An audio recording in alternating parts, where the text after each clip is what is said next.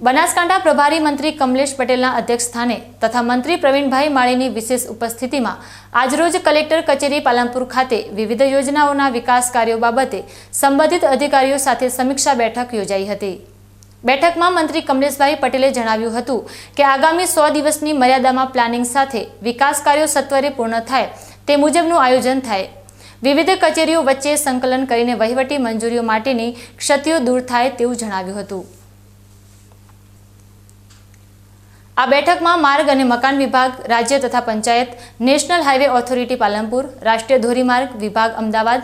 જિલ્લા ઉદ્યોગ કેન્દ્ર, જેટકો, વીજળી, આરોગ્ય, ખેતીવાડી, વિવિધ ડેમ, શિક્ષણ અને પશુપાલન વિભાગના અધિકારીઓ પોતાના હસ્તક ચાલતી વિવિધ યોજનાઓની પ્રગતિ કામગીરી બાબતે પ્રેઝન્ટેશન રજૂ કર્યું હતું। આ બેઠકમાં પાલનપુર ધારાસભ્ય અનિકેતભાઈ ઠાકર, જિલ્લા કલેક્ટર મિહિર પટેલ, જિલ્લા વિકાસ અધિકારી MJ દવે, જિલ્લા પોલીસ અધિક્ષક પ્રશાંત સુબે સહિત સંબંધિત વિભાગના અધિકારીઓ ઉપસ્થિત રહ્યા હતા।